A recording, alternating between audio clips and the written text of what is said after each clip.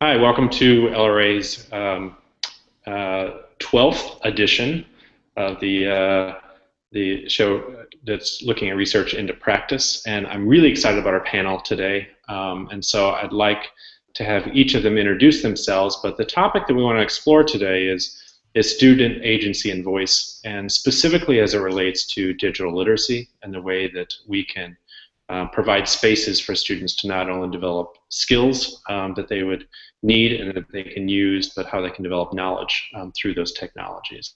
And so I'm thrilled to provide an opportunity for this discussion today. So Don, if you'd be willing to start and kind of introduce yourself, and then we can move around from there. Sure, I'm Don Liu, and I'm a professor of education at the University of Connecticut and hold an endowed chair there and direct the New Literacies Research Lab. Elena? Hi, I'm Elena Forzani, and I'm a doctoral student at the University of Connecticut, and I study with Don Liu. John, thank you for being here. Well, my pleasure. Thanks for inviting me. I'm John Baraloni. I'm the community manager for the Connected Learning Alliance, and I'm sure we'll get more into the background of what exactly that is a little bit later in the talk. Sounds great. And Tim, thank you for joining us. Hi, I'm Tim Flanagan. I am a 7th grade language arts teacher at Pawcatuck Middle School in Pawcatuck, Connecticut, and I spent the last year studying at the University of New Haven in a graduate program on instructional technologies and digital media literacy. Wonderful. And I'm Phil Wilder. I'm an assistant professor in literacy at Clemson University, and it's my pleasure to moderate this month's show.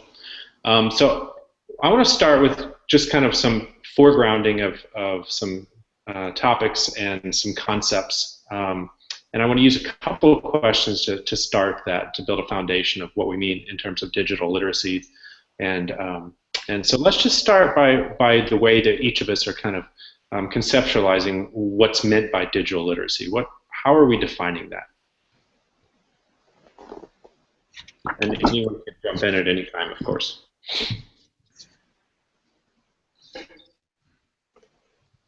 Well, if you guys don't mind, I'll go ahead and kick it off here. My knowledge base, I'm pulling a little bit from a lot of cool work that Mozilla has been doing with their WebMaker initiative and their WebMaker program, and they've been building out this map that's specifically for web literacy, so they call it their web literacy map. But I think a lot of the tenets and a lot of the content ports over really well to talking about digital literacy, literacy with digital tools, with digital media, and one of the cool ways that they kind of boiled it down is reading, writing, and participating with the web, or you can think of it as reading, writing, participating with digital media. I mean, obviously we have these new technologies that are coming out all the time, can't possibly keep up with knowing how to use exactly all of them, but if you're getting kind of the basics of how to use maybe digital media in a broader sense, you can kind of port that knowledge over to whatever endeavor you're thinking of. But I like that short summary of reading, writing, participating. I'll speak to the issue from the point of view of research.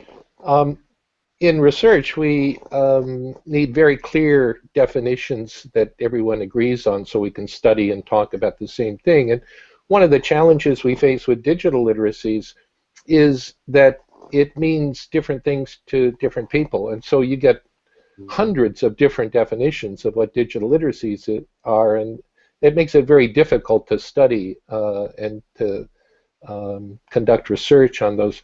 From a practitioner point of view, Tim can speak more powerfully to that, but from a research point of view, digital literacies isn't a very specific construct for us, so it makes it quite hard to study it.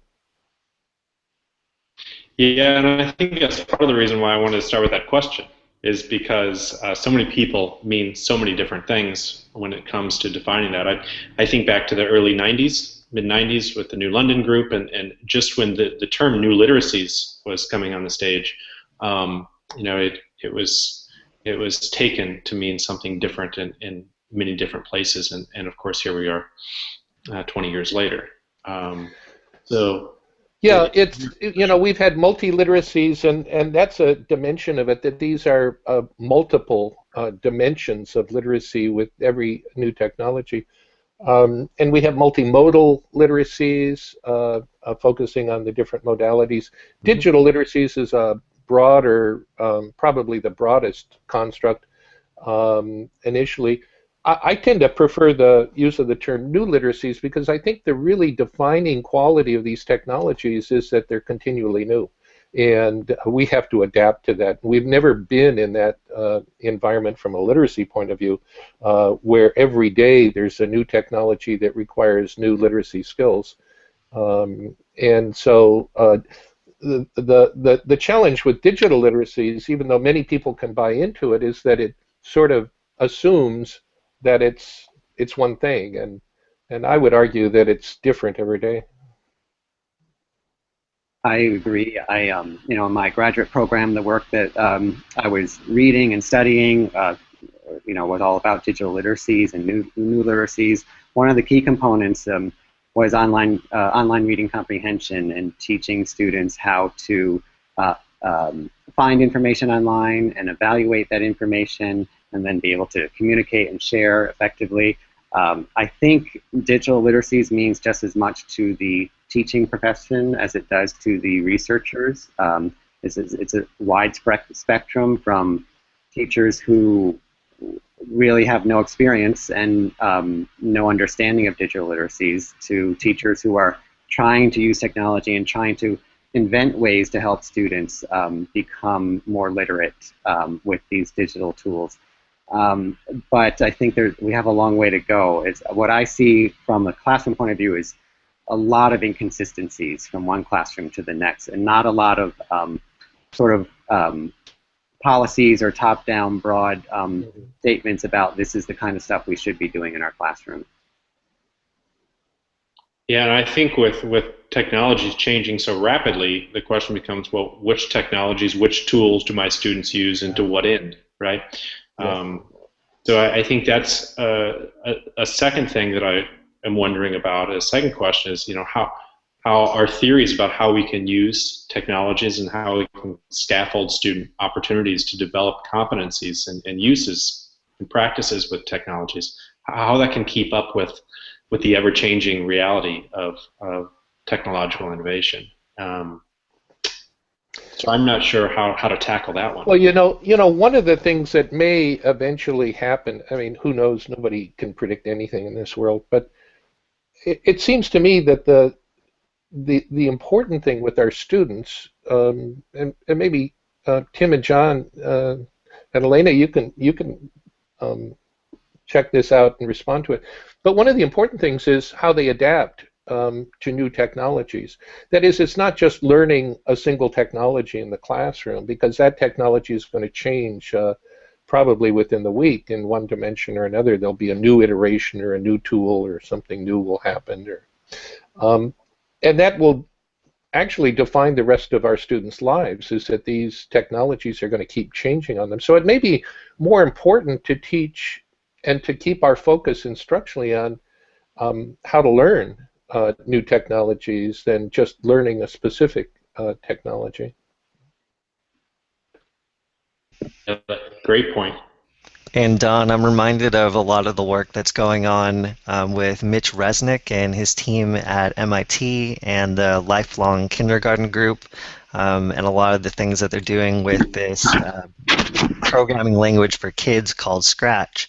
But Mitch has a great stance on how learning to build or create very simple code can actually teach kids about systems thinking, about design thinking, and knowing how technologies work on a back end, kind of like you mentioned, Don, would actually translate into maybe being a little bit more literate at using new tools or new technologies or new mediums that are coming out. If they can kind of figure out, okay, I know how this works a little bit, maybe I can translate into how I could get that to work for me. So for anyone that's watching or listening, definitely recommend checking out Mitch Resnick and his group. I agree. Excellent. And it's important to help the students to become problem solvers because, as Don said, these tools will continue to change. In the last year, so many of them have changed for me. But I think one component of digital literacies that sometimes gets overlooked is that it's not just taking what we used to do and putting it on a screen. We need to teach students how to engage online, how to communicate effectively online, how to create and collaborate online, and how to produce material and contribute, or like Phil said, participating, to contribute to the online discussion or to online products and creating things that they share with the world. So I think we're kind of, some places we're stuck in that mode of not really knowing what to do. We have a lot of tools, and they're cool, and they're fun to use, and they motivate students, but how do we use them most effectively to prepare them for a future that will be very different from what they see now, and tools that are very different than what they have now. Mm-hmm. Yeah, I think that notion of problem-based learning is really going to be very helpful to us as we think about things both from a research and from a practice point of view, because that's really what it is that we're continually faced with new problems, with new technologies, trying to figure out how to learn them, and that really gives us some insight into basic principles about learning how to learn. Yeah, and therefore what counts as text needs to be varied and needs to be thought out by lots of practitioners. And so that's why, in terms of how we're defining digital literacies and a focus on the kind of meta-awareness of their use of technologies, it sounds like what we're talking about. Kind of makes me wonder, what then do we know about how students are literate in terms of their use of digital literacies, and so I want to kind of move into the third question that's really going to link into the study, Don and Elena, that you're going to be talking about in segment 2. So if we focus on their reading of online compared with traditional text offline, how is that different, and what sort of, are skills similar or different, or is it just the texts that are different? What do we know about the differences between reading online and offline? Because there's so much emphasis with Common Core state standards and how each state is kind of interpreting those with traditional text. And so I'm curious how we might think about the differences between those two. Well, it's a complicated issue, and we don't know the full answer to it in terms of how online and offline reading and learning takes place. It appears to be a really complex overlay of both old traditional skills like word recognition, vocabulary, inferential reasoning, and new skills that the new technologies require.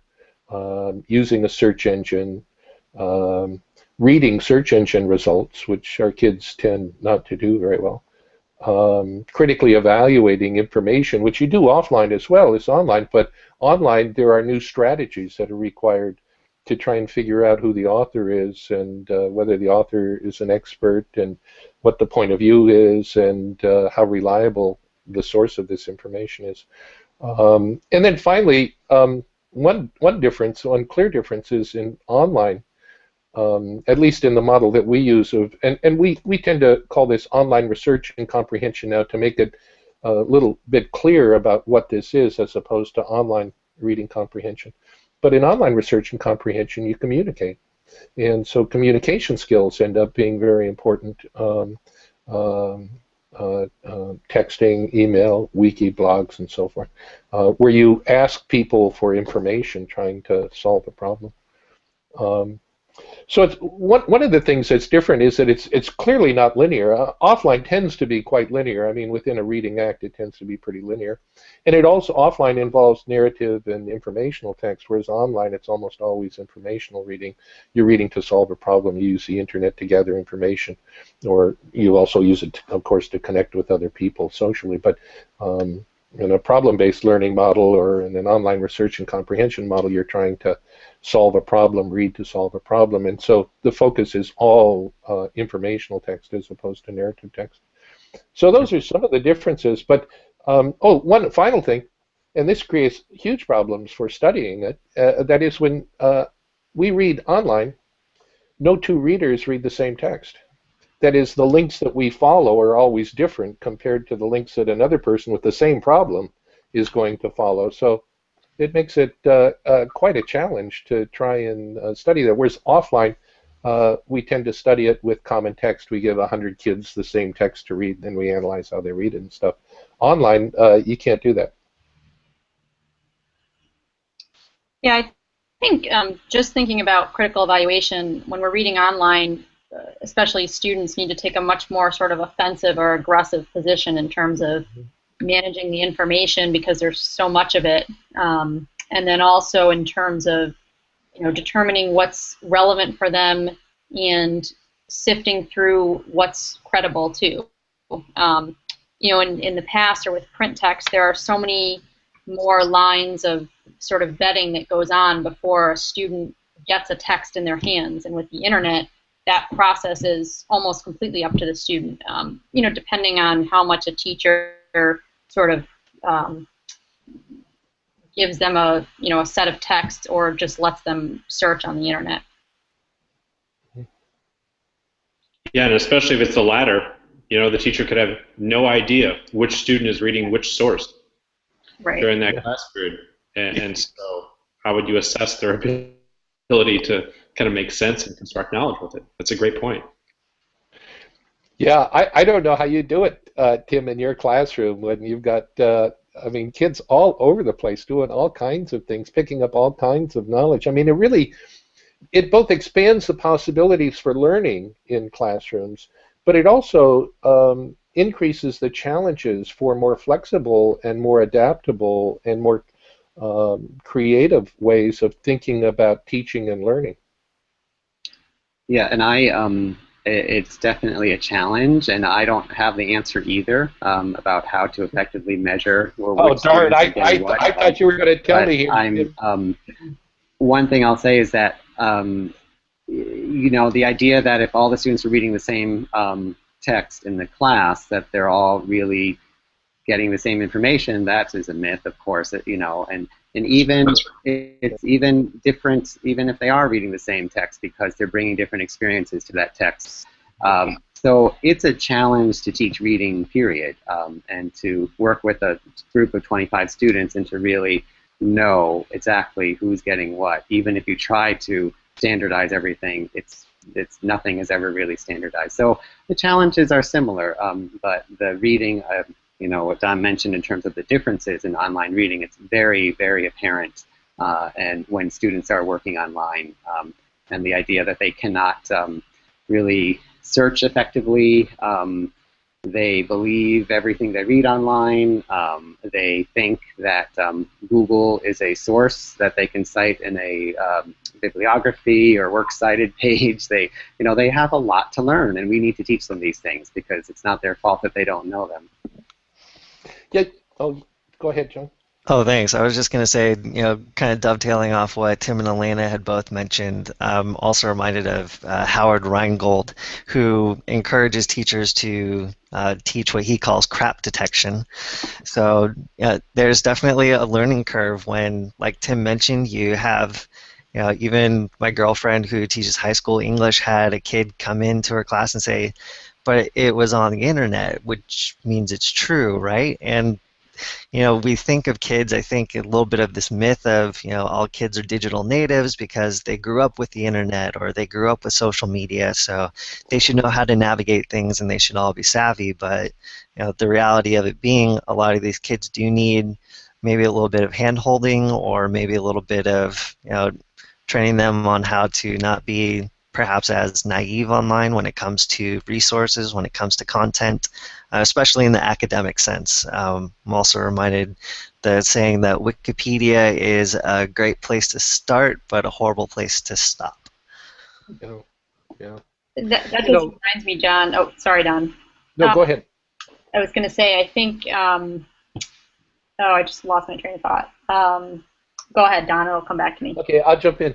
Karita Kili at the University of Jyväskylä in Finland is a young scholar who is really advancing notions of more socially constructed online research and comprehension. And her work shows consistently that when you pair students together on an online research and comprehension task, a problem-solving task, reading online information to try and solve a critically important problem and write a short report of it. On those tasks, when you pair students, they do much better than a student reading by him or herself. And that, I think, provides clear direction to those of us in classrooms to think about at least one way in which we can enhance student learning. Because what happens is the kids learn from one another and they show one another new online reading strategies. And they also, one person may be more critical of a source and another one may be more accepting of a source, and they have conversations about why and so forth. So collaborative online reading really looks like it's going to be an important strategy for classrooms, I think.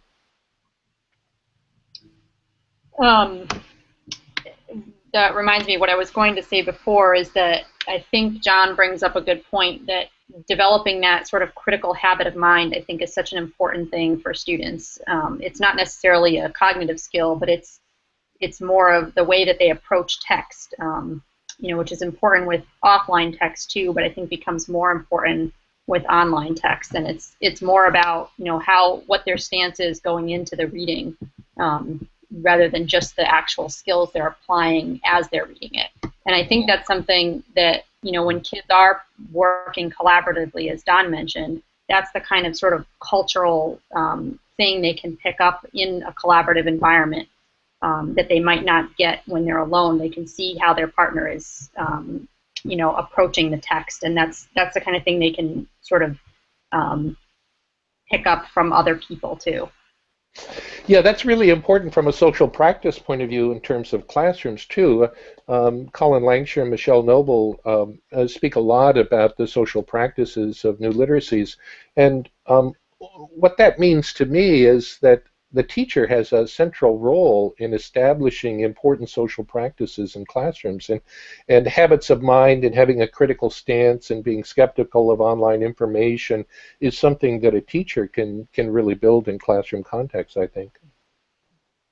I think, sometimes teachers get overwhelmed and think all of this is so new and, we have to start fresh again and create new things, but there's so many things that we have done well in the past that we can continue to do, and this idea of collaboration and modeling for students, giving them, doing think alouds in front of the class about conducting a search in front of the class and thinking through the process of how you evaluate which sources might be the best ones to go to, and providing practice, teaching reading. We often use sustained silent reading and giving kids lots and lots of practice with reading.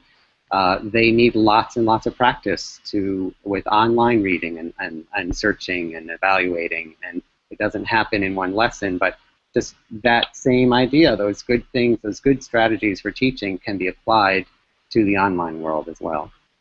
Mm-hmm. Yeah, whether it's inquiry or whether it's tight, intentional, data-driven scaffolding, whether it's good differentiated kind of instruction, some of those principles apply regardless of the context where students are constructing knowledge. And this has been a great kind of foundational kind of setting the stage discussion, because what it's prompting me to think about is, well, why is it that some students appear to be much more proficient than others when it comes to reading and literate practices online? Is it a matter of their own experiences? Is it a matter of access? Is it a matter of certain skills that they've developed with certain tight intentional scaffolding and good inquiry?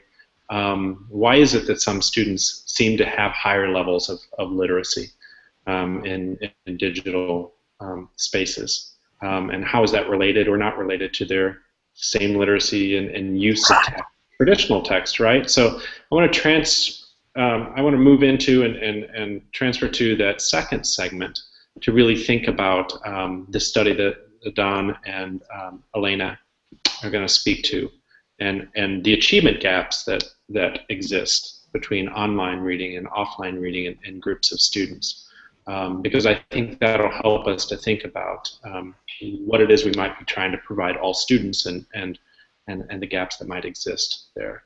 So, Don, Elena, can you talk about your study in terms of what you're wanting to explore? I know there's a great article that's in RRQ that people can check out. That's a good background on that. But could you kind of speak to what you're trying to explore in your study and what you found in terms of student digital reading and reading gaps?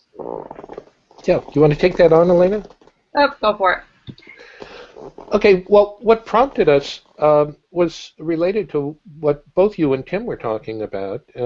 Our belief is that if students are really skilled with reading and learning from online information, conducting both small personal research projects and larger research projects, reading online to learn and to conduct research is going to be central to their future. And they can, I mean, with the information that's online, they can become anything, anyone, any kind of person with any skills that they want to. I mean, it's just absolutely incredible the information you can get online. And of course, skilled readers will take advantage of that and be much more productive individuals and productive citizens. So that's what prompted it.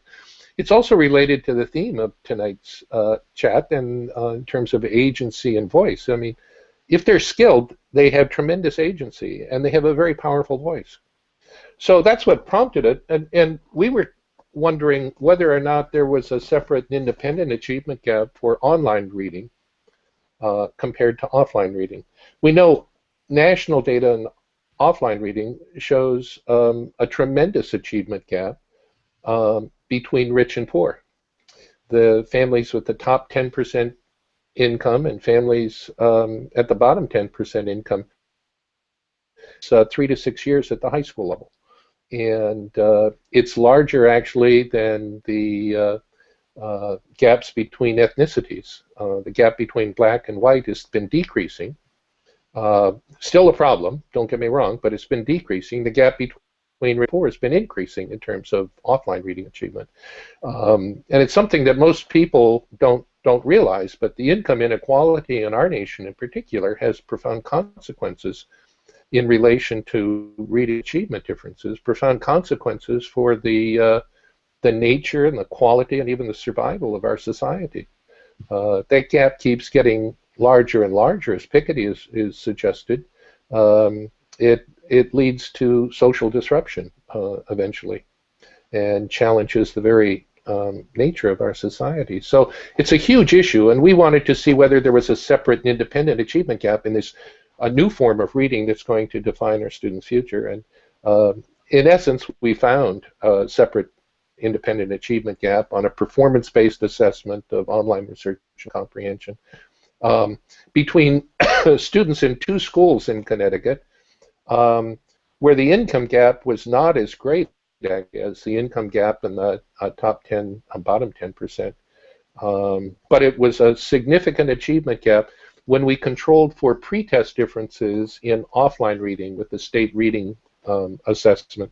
So when we made everyone equal in terms of state reading, and then we looked to see if was there a difference between the 2 school districts, one economically advantaged and one economically challenged, would be a difference in online reading ability, and in fact there was, and it was pretty substantial. The effect size, what the term we use in research to measure the amount of the difference, was pretty large. It ranged from 0.4 to 1.4, I think, and it's the equivalent of at least, if not more than, a year's schooling at the middle school level that is completely separate from offline reading.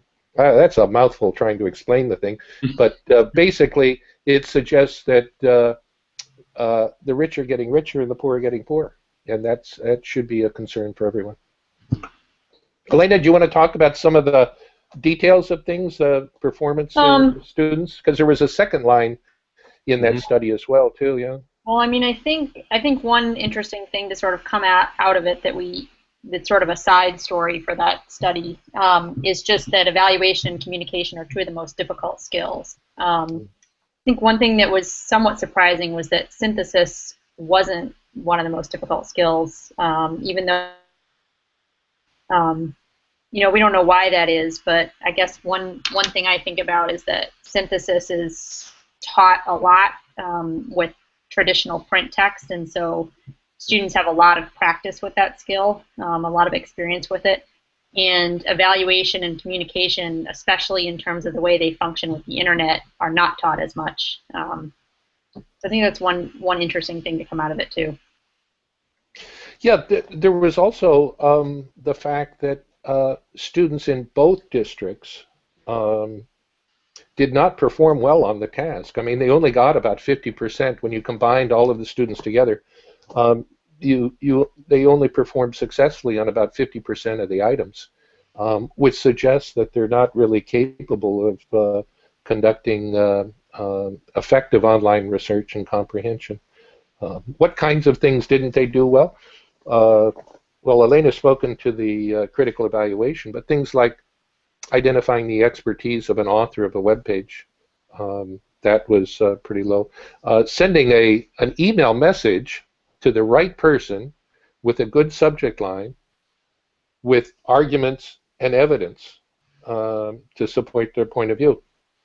Very low performance on that. So I want to ask the obvious follow-up question. I mean, how do we account for that? I mean, because that could be tied to the task, not necessarily in your study, but generally with students. Their ability to critically evaluate information is tied to, well, why are they reading this source in the first place, and what are they supposed to do with it? So it's much more, in my experience, I think you might agree, it's much more than the ability to find the bio of the author on the web page or on the article. But it has to do with weighing the evidence and weighing the argument of the person and recognizing the perspective that the person is coming from. So I'm just wondering, as you were in this study analyzing this, how might you account, Elena, I'm specifically kind of wondering what you're thinking, how would you account for their decreased ability to kind of critically evaluate information? What are some possible explanations that you're thinking of? Yeah, I mean, I think you know, one thing that is very difficult for students is looking at the information that even when they are looking at that author information bio, they are not good at explaining how that author's background makes them an expert or not. So, you know, they can read what the author's experiences are, where they went to school, or, you know, what their current job is or what their current job experiences are. But then they can't really make a determination as to how that might influence what the author is writing on that site. And so then kids can't say whether the author is an expert or not. I think part of that does have to do with background knowledge. That's just sort of my own anecdotal thinking. You know, a kid can read about an author or publisher's experiences or degrees or what have you, but if they don't know what those mean, they can't really evaluate those in terms of the credibility of the information at that site. And then I think also students don't look very closely at the actual evidence that the author is using and where that author is getting that evidence from. So I think those are a couple of things that students struggle with. Yeah, I think it's also related to what we were talking about earlier in terms of the social practices of new literacies in classrooms. That is, if you have an orientation to always thinking critically about information, you tend to have conversations in the classroom about strategies that one might use and what this might mean in this situation, what that might mean in that situation. So I think one of the reasons why we didn't see higher levels of performance is simply the fact that these skills and strategies are not often being taught in school classrooms. One of our biggest challenges, I think, is right now, as we shift to Common Core state standards, is that the word internet and online never appears in the reading standards of Common Core state standards. And so as a result, when we look at the reading standards, we tend to interpret them from an offline point of view. I mean, it's natural. That's our prior knowledge. We understand how to teach offline reading, traditional reading skills. And so when we look at close reading, we see it as, oh, I've been doing that. I'm asking higher level questions and asking students for evidence. Oh, so that's how we do that. Okay. But point in fact, every one of these standards has a flip side to the online context. So close reading, the way I would want to teach close reading in my classroom is a close reading of search engine results to determine which of these links is the best link for the kind of problem that I'm trying to solve. That's a close reading task in an online context that doesn't get taught often enough. And it's the same thing with critical evaluation, what Lena was speaking to. It just becomes boosted online, and there are additional skills and strategies, and we have to read and think at a much different level as we go through this. So I think one of our greatest challenges is to try and avoid getting trapped by Common Core state standards, focusing our attention instructionally completely in the familiar context, and pushing ourselves to implement that in the less familiar context, which is online information. Yeah, so maybe I can go ahead, Elena. I'm sorry. Well, I was just going to say, I think too, a lot of students tend to look at evaluation as such a black and white concept. So they'll do something like look at the URL, see that it's a .com site, and say, oh, it's not reliable. Or you know, they'll look at where the author went to school and say, okay, just based on that one piece of information, it's not reliable. And I think what we really need to do is teach students to gather multiple pieces of information, think about all that information together, and then make a determination, rather than basing it off just one tiny piece of information. And I think, Tim was talking about doing think alouds, and I think one way that think alouds can be really powerful is by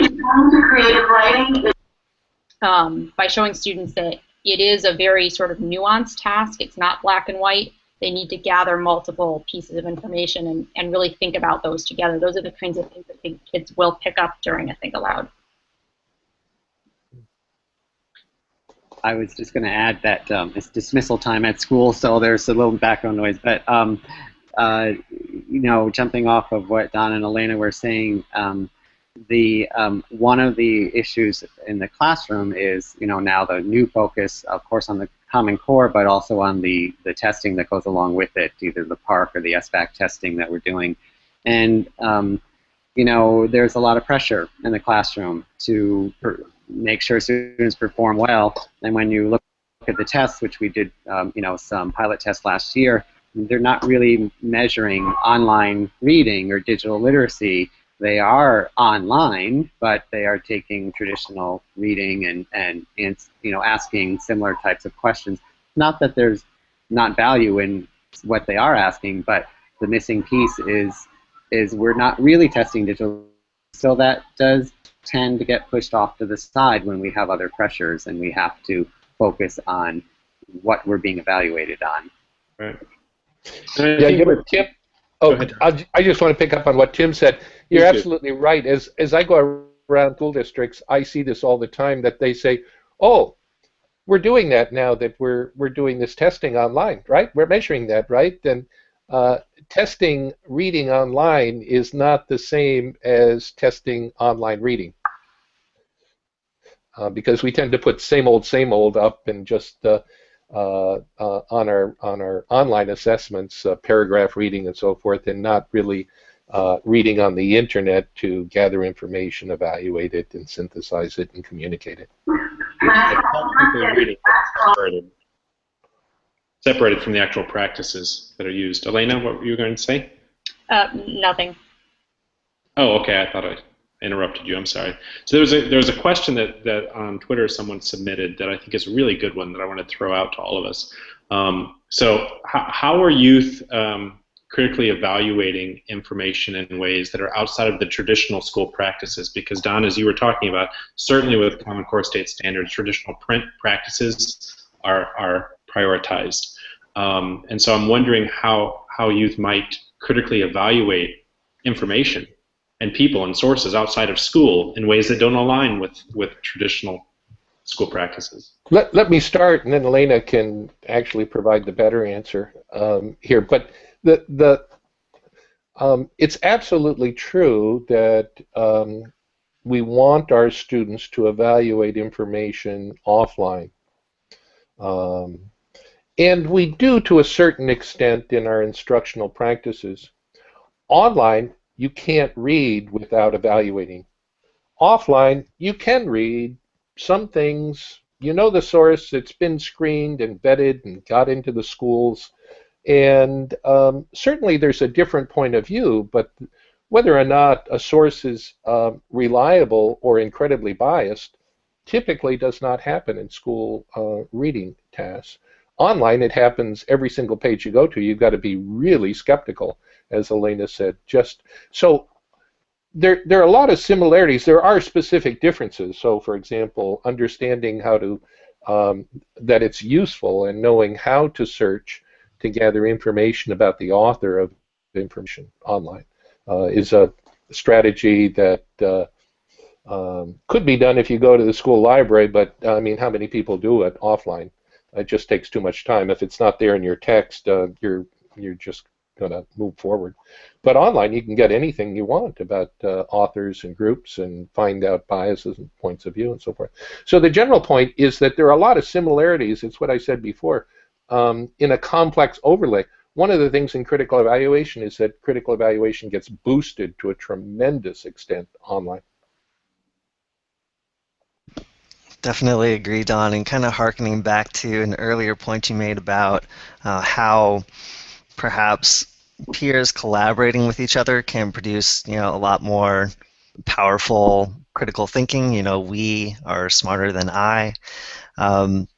I kind of took this question as, how do youth critically evaluate information outside of school as in situations outside of academic learning? So, for example, situations like, you see a post random or virally popping up on Facebook that, Facebook's now going to steal your password or charge you money or something like that that comes around, every once a year. How are youth or how are users figuring out, okay, this might be false or this might not be true? I think a lot of that fact-finding comes through consulting with peers, having people maybe commenting on a post saying, oh, I double-checked this for myself on, Snopes.com, which is a website out there that kind of dispels myths, gives you a true or false based on research that other people have done. Or, you have friends or family kind of getting a consensus, oh, I don't think that's true. Or I think a lot of the collaboration aspect kind of comes into play. And Don, like you said, it's a lot more powerful in the online space where it's a lot easier to collaborate together. I think, too, it just reminds me, kids outside of school, if they're looking at a topic that, whatever the topic may be, it tends to be something that is a lot more interesting to them and also a lot more relevant to them, something that they have a lot more knowledge about. So I think they're better positioned to evaluate, whereas a lot of the time when we're asking students to read in school, it's on a topic that may be new to them, and so they don't have a good basis for evaluating. So I think one of the questions I ask myself a lot is how can you sort of bridge that gap between, what students know and are able to do outside of school and what they can do in school, and then two, how can we give students the knowledge or the motivation that they have in those out-of-school contexts with information that we want them to read in school? Because I think kids do have some of those skills in some areas that are very important to them, and the trick is to try to figure out how to help them sort of leverage those out-of-school skills for in-school purposes. I would just add one thing to the conversation here, and that is that I think if you're interested in teaching critical evaluation, I would think that you would almost always want to teach that with online information, just because it's so important there. With the belief that a lot of the social practices around critical evaluation are going to transfer offline. I would much rather do it that way than work offline and then say, well, those are going to transfer online, because it's just a much more powerful context and much more important when you're reading online than when you're reading offline. Seems to me, anyway.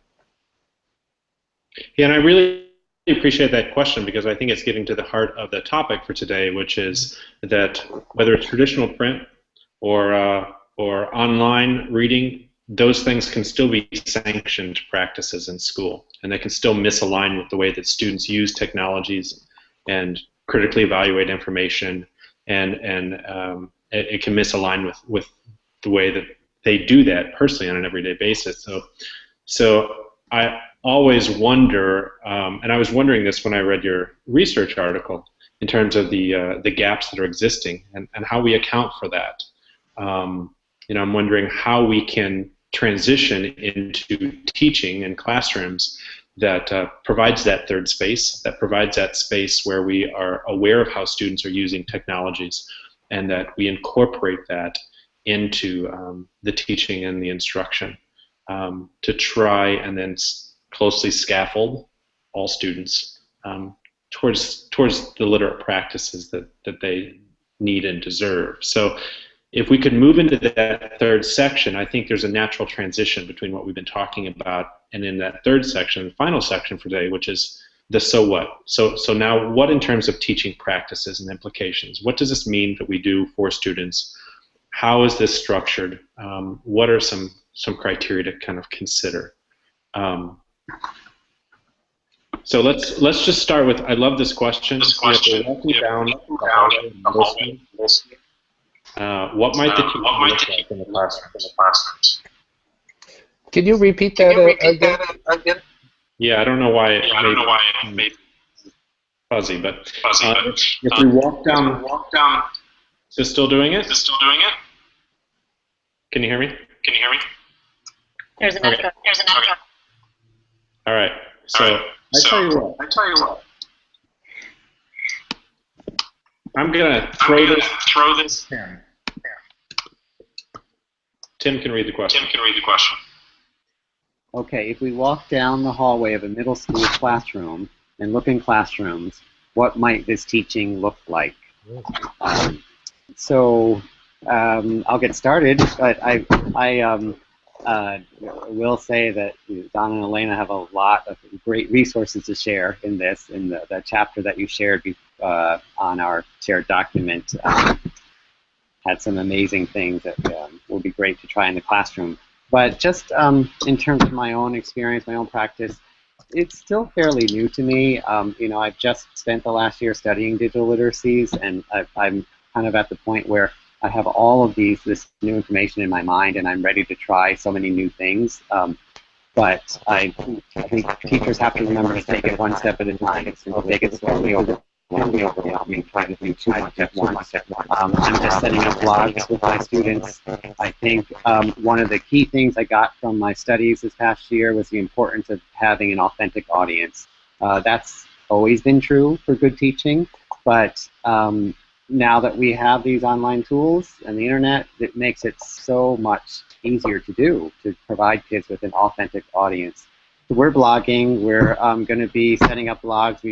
I go online and I tell my students I'm looking. I went looking for lesson ideas for blogging, and I found this idea on paper blogging, which I'm sure many people have heard of. And so we're practicing our blogs on paper. We're talking about how to make good comments, what's appropriate when making a comment, and how the blog is a conversation back and forth. The students tend to want to evaluate each other's blog posts and say, good job, or you misspelled this word, and I try to say, no, we're having a conversation. So we're practicing, we're learning, we're going step by step, and then our blogs hopefully will eventually open up to a wider audience and connect to other schools around the world. I was fortunate to be on a Fulbright Hays program this past summer to Morocco. So I have connections to classrooms in Morocco and other places. I want to just kind of break down the barriers of the classroom walls. We no longer have to teach in isolation. The teachers can collaborate with each other online. That's where I get my information for how to teach, and on Twitter and through blogs. But also students now should be provided that opportunity to open up the classroom walls and be able to communicate with others online and have an authentic audience. I think that's one of the main things. You would see students connecting with the outside world. And I'll leave it at that and let others contribute. I really think you've hit the nail on the head there, Tim. I I think if you look out 10 years from now, our classrooms are going to be connected with other classrooms around the world in collaborative learning projects. And teachers, we have the tools now to do this already, but we haven't discovered how to use them. So I'm very excited about that opportunity of having our kids do a collaborative project on global warming with another student in Finland and one in Japan and one in the Micronesian islands where the rise of sea levels is such a critical issue. I think those kinds of learning experiences are going to be central to our students. And in this time, we've got to get them ready for that. We've got to get ourselves ready for teaching in those kinds of worlds. But the opportunities are just going to be so exciting and so exceptional. Yeah, I wanted to touch on a specific example of what Tim had mentioned, that kind of project where you're literally breaking down classroom walls, kind of opening up your students' work to a broader audience, sometimes even a global audience. And not only does that raise the actual level of writing and thinking that goes into producing this kind of content, but it actually, I think, increases the effectiveness of the feedback that kids are getting, kind of like you mentioned, Tim. But a very specific example is there's a media organization based in Northern California here called KQED, and they partner with the National Writing Project, and they run a hashtag-based program online called Teach Do Now. And that's been really picking up speed within our own connected learning community, where they're essentially issuing a prompt that's either about a social or a civic issue, and encouraging K-12 students, both locally and nationally, to comment on it and debate with one another. And it can be things that are local in terms of California drought, how should we solve these issues, to abortion, good or bad, have at it. And sometimes you get very heated conversations between two sides that don't want to budge, but a lot of the time in those kind of conversations you are seeing those skills of argumentation playing out, trying to find evidence that backs up your point of view, looking at studies, looking at research. So I found that to be a really cool example of helping kids use and become more familiar with these digital media tools in in the process of learning about argumentation and effective communication, etc.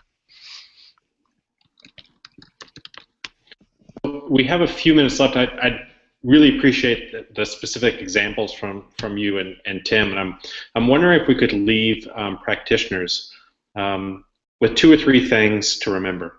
So if they're going to try and attempt the teaching that students need and deserve in order to close the gaps, so to speak, and provide those opportunities for all students, what 2 or 3 things would we suggest?